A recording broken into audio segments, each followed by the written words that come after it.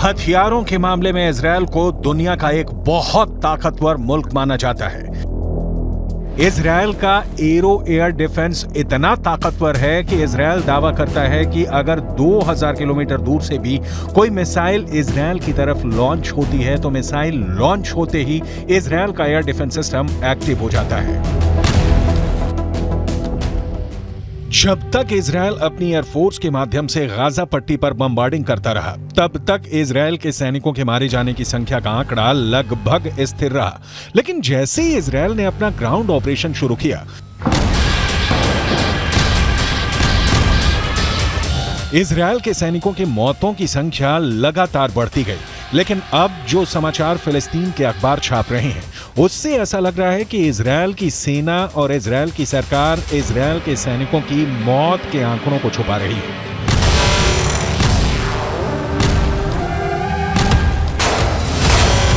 फिलिस्तीन क्रॉनिकल नाम के एक अखबार ने इजरायल के मिलिट्री सिमेट्री यानी इजरायल के सैन्य कब्रिस्तान यानी वो जगह जहां पर इजरायल के सैनिकों को दफन किया जाता है, उस जगह के डायरेक्टर डेविड वार्नर बरूच का एक इंटरव्यू छपा है। इस इंटरव्यू में इजरायल की मिलिट्री सिमेट्री के डायरेक्टर डेविड वार्नर ने कहा है कि इजरायल के अंदर हर घंटे एक इजरायली सैनिक का शव कब्रिस्तान में दफन होने के लिए आ रहा है।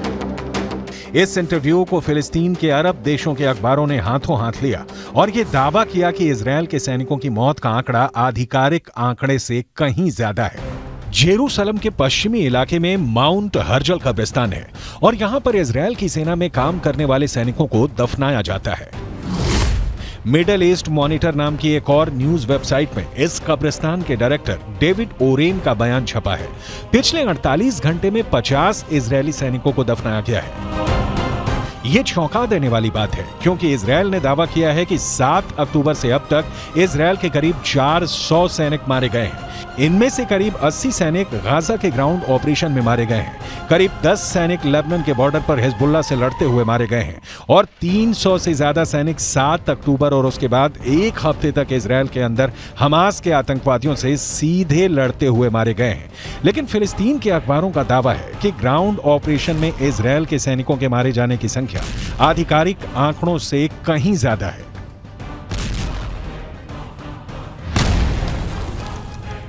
अगर इजरायल के मिलिट्री सिमेट्री यानी सैन्य कब्रिस्तान के डायरेक्टर डेविड वारेन के आंकड़ों को सही माने और इस हिसाब से अनुमान लगाएं कि हर घंटे में एक सैनिक की मौत हो रही है, तो इजरायल के ग्राउंड ऑपरेशन को लगभग 30 दिन हो चुके हैं। एक दिन में 24 घंटे होते हैं, यानी 30 दिन में 720 घंटे होते हैं। अगर इजरायल के सैन्य कब्रिस्तान के डायरेक्टर के मुताबिक हर घंटे में एक सैनिक की मौत हो रही है, तो इसका मतलब यह है कि अब तक ग्राउंड ऑपरेशन से 30 दिनों में 720 सैनिकों की मौत हो चुकी है।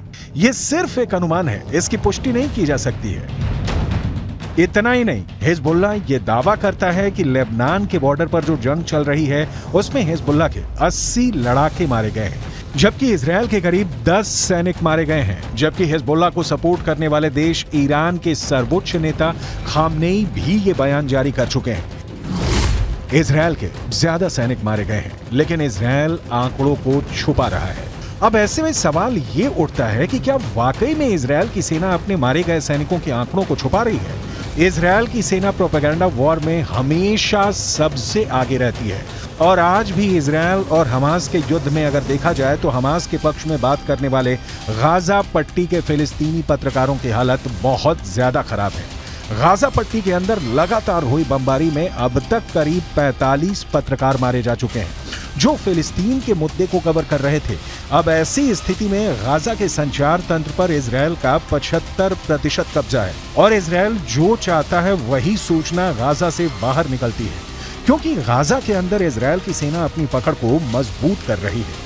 और जहां तक इजरायल के सैनिकों के मारे जाने की संख्या का सवाल है, तो यहां एक और बात जाननी जरूरी है कि इजरायल की डिफेंस फोर्स खुद को एक सुपीरियर आर्मी यानी सर्वश्रेष्ठ सेना की तरफ प्रस्तुत करती है और ऐसे में वो कभी नहीं चाहेगी कि वो अपने सैनिकों की मौत के ऐसे आंकड़े पेश करे जो दुश्मनों के मुकाबले ज्यादा हो। लेकिन यहाँ पर नोट करने वाली बात यह भी है कि इजरायल की ये सैन्य नीति है कि वो हमेशा दुश्मन के 10 गुना आदमी ज्यादा मारता है और अब तक के आंकड़ों पर गौर करें तो गाजा के अंदर 15,000 से ज्यादा लोग मारे जा चुके हैं और करीब 7,000 लोग मलबे में दफन हैं। इनमें से मारे गए बच्चों की संख्या तो करीब 7,000 हो चुकी है। यानी गाजा में एक बहुत बड़ा नरसंहार हो रहा है। लेकिन उसके बाद भी अमेरिका के नेशनल सिक्योरिटी काउंसिल के प्रवक्ता जॉन किर्बी ने पत्रकारों के सामने एक प्रेस कॉन्फ्रेंस में यह कहा है कि गाजा पट्टी में कोई नरसंहार नहीं हो रहा है। ये पूरा बयान आपको सुनाएंगे और इसके आगे आपको ये भी बताएंगे कि कैसे जॉर्डन भी गाजा पट्टी के जख्मों पर नमक छिड़क रहा है।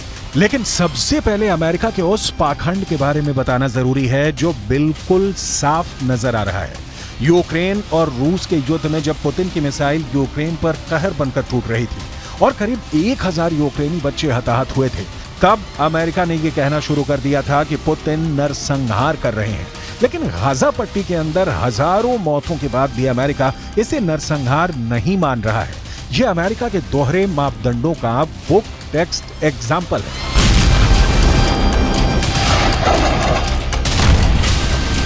Hamas wants, make no mistake about it, is genocide.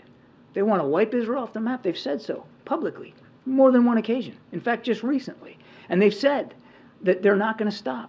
What happened on the 7th of October is going to happen again and again and again. And what happened on the 7th of October?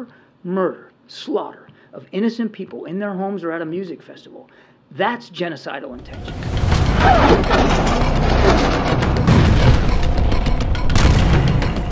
Malaysia के प्रधानमंत्री अनवर इब्राहिम ने कहा है कि Ukraine की घटनाओं को नरसंहार मानना और गाजा पट्टी की मौतों को नजरअंदाज करना वैश्विक पाखंड है। दूसरी तरफ अगर देखा जाए तो अब तक गाजा पट्टी के अंदर 30,000 से ज्यादा लोग घायल हैं और गाजा पट्टी के अस्पतालों की हालत क्या है ये पूरी दुनिया को नजर आ रही है। जॉर्डन ने गाजा पट्टी के घायल लोगों के लिए इजिप्ट के अंदर एक फील्ड हॉस्पिटल बनाया है। किंग अब्दुल्ला के बेटे खुद इस अस्पताल की निगरानी करने के लिए गए।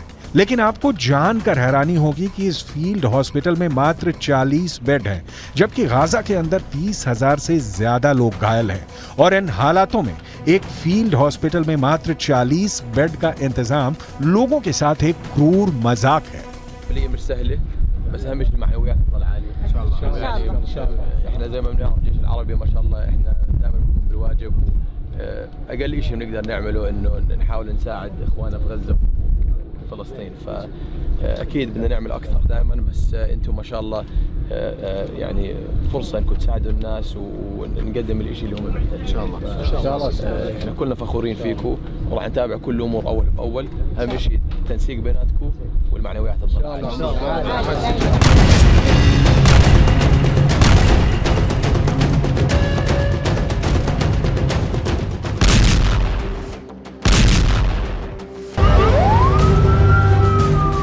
इजरायल अपनी टेक्निकल सुपेरियरिटी की वजह से अजेय है।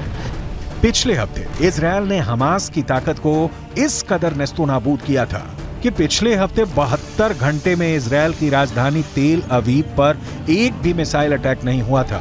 और जब सोमवार को तेल अवीव पर एक मिसाइल अटैक हुआ तो जहां से मिसाइल अटैक हुआ उस रॉकेट लॉन्चर को भी गाजा के अंदर जाकर इजरायल ने तबाह कर दिया।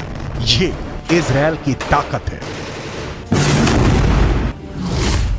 हमास के प्रवक्ता अबू उबैदा की माने तो हमास के लड़ाकों ने इजरायल के 350 से ज्यादा बख्तरबंद गाड़ियां और टैंकों को उड़ा दिए हैं। हमास का दावा तो ये है कि इजरायल के 150 मरकाबा टैंक उड़ा दिए गए हैं। हमास तस्वीरें भी जारी कर चुका है, लेकिन फिर भी हमास की पकड़ गाजा से इसलिए ढीली पड़ चुकी है क्योंकि हमास के बड़े बड़े हेडक्वार्टर्स पर इजरायल ने टैंक चढ़ा दिए हैं। इजरायल ही नहीं, अल शिफा अस्पताल में काम कर चुके डॉक्टर भी ये मानते हैं कि अल शिफा में हमास का हेडक्वार्टर हो सकता है।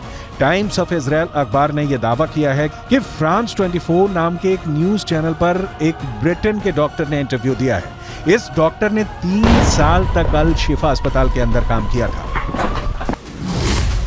गाजा के अल शिफा अस्पताल में काम करने वाले इस ब्रिटिश डॉक्टर का दावा है कि अल शिफा अस्पताल में कई ऐसी जगहें थीं जहां पर उसे जाने के लिए मना किया गया था। ये कहा गया था अगर वो वहां प्रतिबंधित क्षेत्र में जाएगा तो उसे गोली लग सकती है।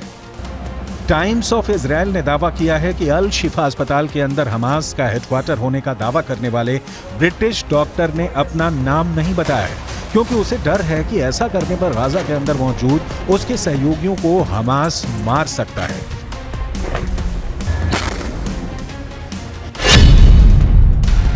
अल शिफा अस्पताल में काम करने वाले इस ब्रिटिश डॉक्टर ने आगे कहा कि सावधान किए जाने की वजह से मैं गाजा के अल शिफा अस्पताल के प्रतिबंधित क्षेत्रों से दूर रहा, लेकिन मैंने कुछ संदिग्ध से नजर आने वाले ऐसे लोगों को अस्पताल में हर समय अंदर और बाहर जाते देखा था जो चिकित्सा कर्मी नहीं थे।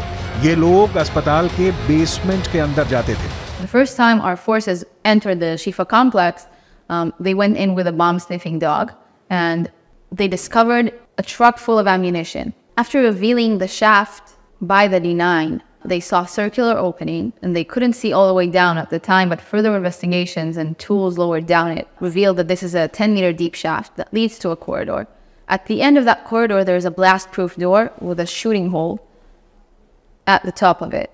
And our forces, after making sure that all defense mechanisms are dismantled, have opened that door that leads to another door that goes deeper into the complex. The understanding that this tunnel goes under the hospital. Israel defence force ने इस British doctor के interview को आधार बनाते हुए एक बार फिर कहा है कि इस इंटरव्यू से साबित होता है कि अल शिफा अस्पताल का इस्तेमाल हमास के आतंकवादियों के द्वारा हेडक्वार्टर की तरह किया जा रहा था।